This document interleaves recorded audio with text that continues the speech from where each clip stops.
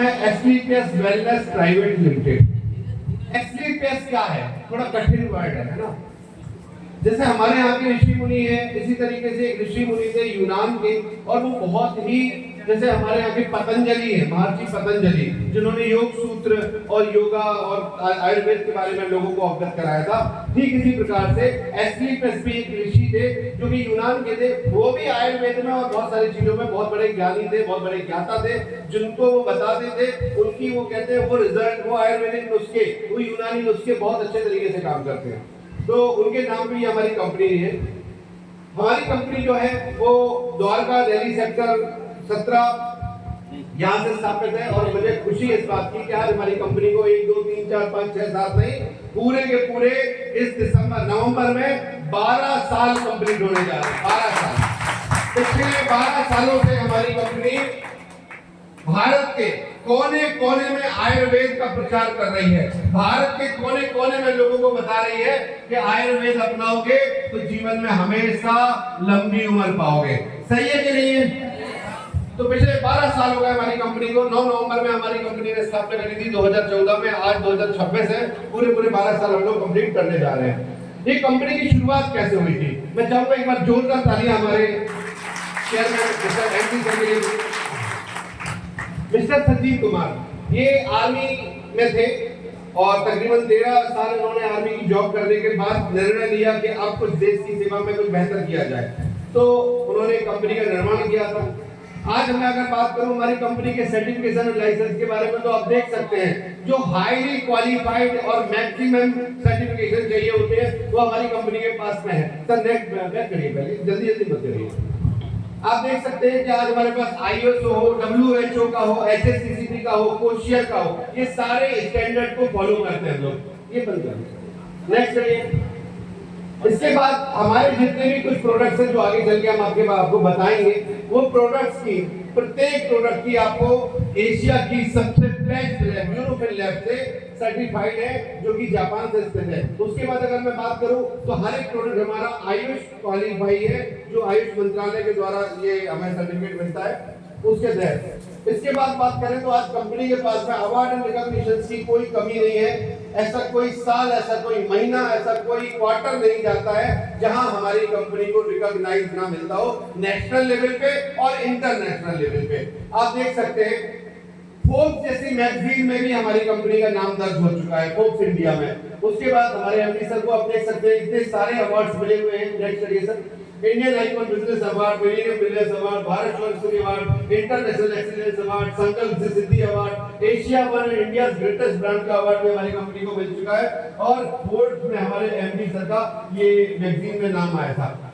इसके बाद 2 बार हम लोगों ने वर्ल्ड रिकॉर्ड बनाया है, 2 बार वर्ल्ड रिकॉर्ड काहे का वर्ल्ड रिकॉर्ड बनाया कि सबसे ज्यादा लोगों को 3 नाइट 4 डेज जिम कॉर्बेट के अंदर में ट्रेन करने का, उनको प्रशिक्षण देने का, ये हम लोगों को 2 बार वर्ल्ड रिकॉर्ड मिला है। Next sir. अब बात करते हैं अपने धंधे की, अपने स्वास्थ्य की, अपने शरीर की। कितने लोग तैयार हैं? आपकी माइंड, आपकी बॉडी, आपका हार्ट, सब कुछ यही है ना प्रेजेंट? हेलो। तो कई बार ऐसा हो जाता है ना कि हम बैठे तो यहाँ हैं और हमारा जो मन होता है ना वो कहीं और होता है कि नहीं होता है ऐसा? तो जब शरीर यहाँ बैठा होता है और मन कहीं और होता है तो आज जो जानकारी है ना वो अंदर नहीं जाती है। तो दोनों चीजों को यही उपस्थित करना बहुत जरूरी है। एक छोटा सा चुटकुला माध्यम से, क्योंकि बीच में हम लोग हंसी मजाक भी करते रहेंगे। एक क्या था, एक पंडित जी थे, बेचारे नए नए चप्पल लेके आए, बहुत भयंकर अच्छी चप्पल थी, बाटा की शायद, है ना। और उनकी अक्सर चप्पल चोरी हो जाया करती थी मंदिर से। तो क्या करते थे, भगवान के सामने बोलते थे तुम्हें वो माता पीछे देखते जब पिता तो हो।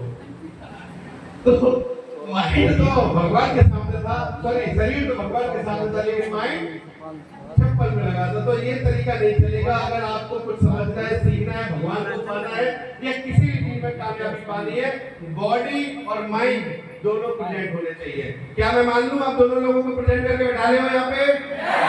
Thank you, very good. अब हम शुरुआत करते हैं। देखिए सर, आज की जो जिंदगी है, पहले अपनी जो जिंदगी होती थी, लाइफ में few decades back in today, पहले की जिंदगी और आज के जीवन शैली में क्या फर्क होता है मैं आपको बताता हूँ। आपने देखा होगा पहले के जो लोग थे वो लिविंग लॉन्ग होते थे, बहुत लंबे समय तक स्वस्थ जीवन जीते थे। एग्री और नॉट? पहले के लोग बहुत लंबे समय तक स्वस्थ जीवन जीते थे और कम समय में बीमार पड़ते थे। छोटे मोटे वायरल बुखार डेंगू वेंगू सब उनको कुछ नहीं होता था, बढ़िया। और आज क्या होता है, आज जैसे बच्चा होता है थोड़े साल 15 साल 20 साल बाद उसके अंदर बीमारियां आनी चालू हो जाती हैं। आपने सुना होगा कि छोटे छोटे बच्चे भी आजकल बड़े बड़े लेंस के चश्मे लग रहे हैं, छोटे छोटे बच्चों के भी बाल सफेद हो रहे हैं। अभी तो एक रिसेंटली न्यूज आई थी कि 9 साल के बच्चे को अटैक आ गया है, 13 साल के बच्चों को अटैक आ रहा है। Do you agree with me? Yes और नो? क्या मैं गलत बोल रहा हूँ? तो आप लोग बिल्कुल टोक सकते हैं अगर आपको एग्री नहीं हो, लेकिन प्लान होने के बाद में मैं आपके सारे क्वेश्चंस का आंसर दूंगा। तो ये हो क्यों रहा है? आप देख रहे हो कि शुरुआत से 30 तक आदमी आता है तो 35 साल की उम्र में वो कैप्सूलों का घर बना लेता है अपने इस तरीके से पूरे बॉडी में कैप्सूल तो दवाई जाती है। क्यों जाती है उसका रीजन पहले के जो कॉज थे बीमारियों के, जो कारण थे वो क्या थे? Malaria, diphtheria, smallpox, plague, chickenpox, ये होते थे कि नहीं होते थे? लेकिन हम धन्यवाद देंगे हमारे साइंटिस्ट का, हमारे डॉक्टर्स का कि उन्होंने ऐसे ऐसे वैक्सीनेशन बना दिए हैं कि बच्चा पैदा होता है और विद इन 3 इयर्स 2 इयर्स में ऑलमोस्ट ये सारे वैक्सीनेशन उसको लग जाते हैं। सही है कि नहीं है?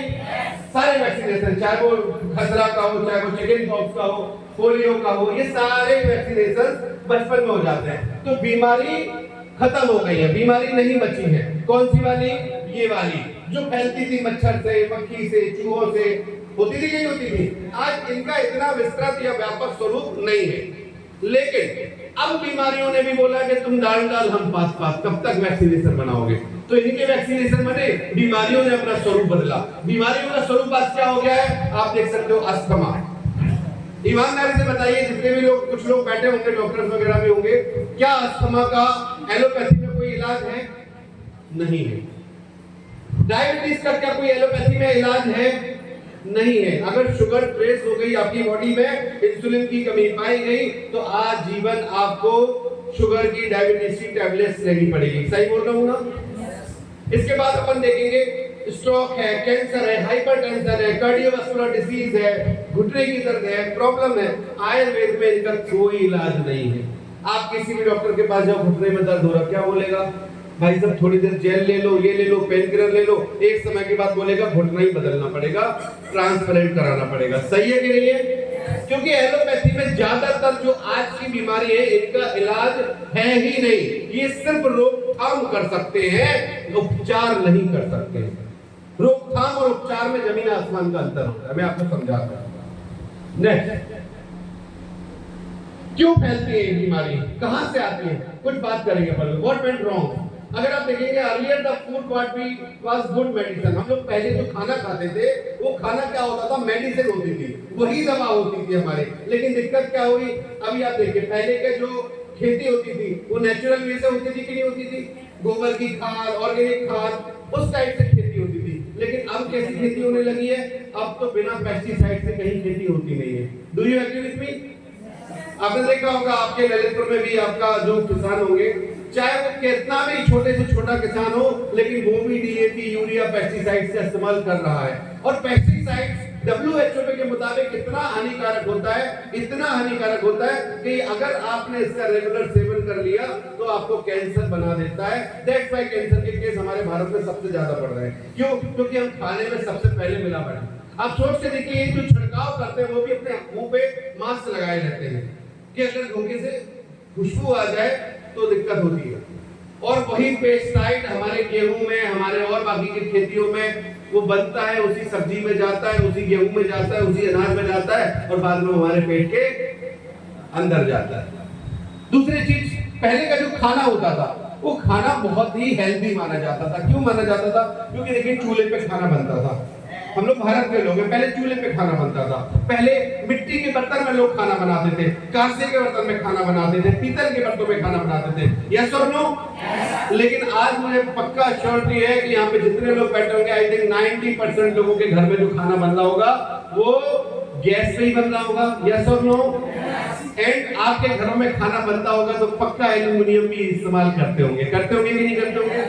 एल्यूमिनियम इस्तेमाल होता होगा। खासकर कुकर तो आज हम लोग बुद्धू बन के आते हैं, या नॉन स्टिक का कुकर है। नॉन स्टिक का नहीं है, सिर्फ कोटिंग है, अंदर वो एल्यूमिनियम ही है। और एल्यूमिनियम का खाना ऐसा बताया जाता है कि एल्यूमिनियम का खाना एक स्लो पॉइजन है। अगर आप रेगुलर एल्यूमिनियम के बने हुए बर्तन में खाना खा रहे हो तो आपकी उम्र के 10 साल कम हो जाते हैं। ये WHO प्रमाणित बात है। क्यों? क्योंकि आपने अगर देखा होगा सबसे पहले एल्यूमिनियम में बने हुए बर्तनों का खाना दिया जाता था ब्रिटिश काल में कैदियों को, जेलों के अंदर दिया जाता था। आप पता करिएगा क्यों दिया जाता था, क्योंकि ये 10 साल और कम जिएगा तो जल्दी मरेगा। तो एल्यूमिनियम की शुरुआत हुई थी कहां से? जेलों से, अंग्रेजों के टाइम आने के बाद। हम तो भाई साहब भारत सोने की चिड़िया शुरू से रहा है, हमारे यहाँ कमी नहीं थी सोने चांदी कांसे तांबे की। यस और नो? शुरू से ही पुराने जितने भी लोग हैं वो जानते हैं कि शुरू से ही हमारे यहाँ कांसे और पीतल के बर्तनों में खाना बनता है। लेकिन चूंकि पैसा पूरा चला गया यूरो, हमारे पास पैसा बचा नहीं, तो अब हम क्या करते हैं? जो सस्ता मिले भाई वही। यस और नो? तो एल्यूमिनियम सस्ता आता है, आदमी एल्यूमिनियम लेके आ जाता है, उसे पता नहीं है कि मैं कितनी बड़ी गलती करता हूं उसमें खाना बना के खाने में। और आगे आते हैं एक और चीज। आज आप देख रहे हो कि पहले के टाइम पे आप जितने भी लोग हैं, मुझे लगता है ऑलमोस्ट 20 साल 25 साल से ऊपर ही हो गए। सही है कि नहीं है? क्या आपने अपने बचपन में पिज्जा बर्गर खाया? अरे सही बताओ, खाया? अरे पिज्जा बर्गर खाने का तो छोड़ो, हमें तो पता ही नहीं होता था कि क्या है। यस और नो? मैं आपके झांसी के पास एक छोटा सा कस्बा है गरोठा। कितने लोग जानते हैं गरोठा? बहुत लोग जानते हैं। मैं गरोठा का रहने वाला हूँ और मैंने देखा है कि एक बार मैं झांसी आया तो मेरा एक फ्रेंड था, मैं 9th क्लास में था। मैं देखो ऑनेस्टली बता रहा हूँ आपको, मैं 9th क्लास में था, मैं वहीं पढ़ता था और मेरा फ्रेंड झांसी लेके आया मुझे। तो उसने बोला कि पनीर खाना है। मैंने कहा यार होता कैसा है? मैंने नहीं खाया, बचपन में नहीं खाया, हमारे यहाँ नहीं, क्योंकि देखो ना तो हमारी मम्मी को बनाना आता था कि बनता कैसे, और गांव में मिलता तो था ही नहीं पनीर। सही है कि नहीं है? तो हम तो जानते ही नहीं थे, हमें सिर्फ इतना ही आता था लौकी तुरैया भिंडी पालक कद्दू बैगन, बैगन का भरता, दाल भात, इससे ज्यादा हमारा कुछ नहीं चलता था। लेकिन आज मुझे बताइए, चाहे गांव हो चाहे शहर, मैंने देखा शहर से ज्यादा लोग गांव के मोमोज और बर्गर पिज्जा खाने लगे आजकल। यस और नो? मैंने देखा, मैं यहाँ से जाता हूँ टीकमगढ़ या ललितपुर या बांदा या कानपुर, कहीं पे भी जाता हूँ तो छोटे छोटे से गांव में वो सिंदूरी सिंदूरी कलर के फ्रेंच फ्राइज तेल में तलते हुए निकालता है और मोमोज तलते हुए निकालता है। मैं बोलता हूँ यार इस गांव में भी लोग मोमोज खाने लगे, बताओ होता है कि नहीं होता है? तो आज पूरी जिंदगी हमारी क्या हो गई? टोटल चेंज हो गई। पहले नहीं खाते थे, अब बच्चे बिना बर्गर, बिना बड़ा पाव, बिना मोमोज, बिना चिली फ्राइज और ये सब के रहते नहीं है। जीवन शैली में बदलाव आ रहा है। यस और नो? आ रहा है ना? पहले बच्चे कहाँ खेलते थे?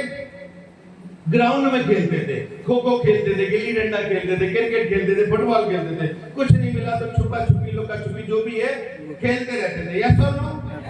आजकल बच्चे कहाँ खेलते हैं? कहाँ खेलते हैं? आजकल तो उनका जो दौड़ है ना, वो खुद नहीं दौड़ रहा है, वो दौड़ा रहे हैं। कहीं संपे सरफर दौड़ रहा है, कहीं टेंपल रन दौड़ रहा है। तो आजकल वो खुद नहीं दौड़ा है, खुद बैठ के खा रहा है चिप्स कुरकुरे और दौड़ा किसी और को रहा है, वो दौड़ दौड़ के पीछे पीछे लग रहा है। यही हो रहा है कि नहीं हो रहा है? अब आप मुझे बताइए, आपने कभी गौर किया है इन सब बातों पे? नहीं किया होगा। हम क्यों बता रहे हैं? क्योंकि यही सबसे बड़ी वजह है बीमार होने की, यही सबसे बड़ी वजह है 30 साल 40 साल में अटैक आने की, यही सबसे बड़ी वजह है छोटी सी उम्र में कैंसर आने की। क्योंकि जब तक हम अपनी लाइफ स्टाइल सही नहीं करेंगे तब तक आप आज के परिवेश से बच नहीं पाएंगे। अब कोई बोलता है, देखिए हमारी बॉडी को चाहिए क्या होता है? हमारी बॉडी क्या मांगती है हमसे? हमारी बॉडी मांगती है vitamin, trace elements, mineral, carbohydrate, amino acid, protein, herbs, पानी। यस और नो? ये हमारी बॉडी की डिमांड है, हमारी बॉडी की ये जरूरत है। लेकिन हम अपनी बॉडी को देख क्या रहे हैं? हम दे रहे हैं रिफाइंड प्रोडक्ट्स, रिफाइंड ऑयल है, हम फ्रोजन मीट दे देते हैं, हम कैफीन दे रहे हैं, हम शुगर खा रहे हैं, हम सॉल्ट खा रहे हैं। मतलब ये जस्ट लाइक वही है कि अभी मोदी जी ने 20% एथेनॉल का डाला पेट्रोल में, आपको चिंता होने लगी गाड़ी की। यस और नो? होने लगी? अरे होनी भी चाहिए यार, गाड़ी खुद खुद कैसी आवाज कर रही है, वो सही है। एक आंदोलन उसके ऊपर भी बाद में देख लेंगे। लेकिन फिलहाल को एक बात बताओ, गाड़ी से ज्यादा इंपोर्टेंट हमारा शरीर है कि नहीं है? अरे है कि नहीं भाई? गाड़ी में तो सिर्फ 20% इथेनॉल जा रहा है, उसकी टेंशन छोड़ दो थोड़ी देर के लिए, लेकिन शरीर में हम पता नहीं कितने परसेंट क्या क्या डाल रहे हैं। पहले इसको सही करने की जरूरत है। यस और नो? चलिए ठीक है, नेक्स्ट करिए सर। अब कोई बोलता है सर ना तो मैं पिज्जा बर्गर खाता हूँ ना मैं सर कुछ उल्टा सीधा खाता हूँ, कुछ भी दिक्कत नहीं है, हम तो घर पे भैंस बांधे हुए हैं, हम तो गाय बांधे हुए हैं, प्योर दूध आता है, प्योर घी आता है, सब्जी टमाटर भी लगा के रखा है, सब कुछ करके रखा है, फिर भी बीमार क्यों पड़ गया? अब बताते हैं असली वजह। आपने अपनी जिंदगी को टोटल सही करके रखा है, आप एक्सरसाइज भी करते हो, आप योगा भी करते हो, आप बेहतरीन खाना खाते हो, पौष्टिक आहार करते हो, फिर भी आप बीमार पड़ोगे। क्यों पड़ोगे? सबसे बड़ा रीजन है, जैसे कि मैंने बताया था पेस्टिसाइड। थोड़ी देर के लिए इसको साइड में रख लेते हैं क्योंकि आप बोल रहे हैं हम ऑर्गेनिक खेती कर रहे हैं, बहुत बढ़िया, लेकिन एक सबसे बड़ी मेजर प्रॉब्लम है, एयर पोल्यूशन से बच सकते हो क्या? हेलो, ऐसा बोला जाता है, बोला क्या जाता है, रियल है, आप देख लो कहीं पे भी आपके पास मोबाइल है, एंड्रॉइड, आप डालो उसमें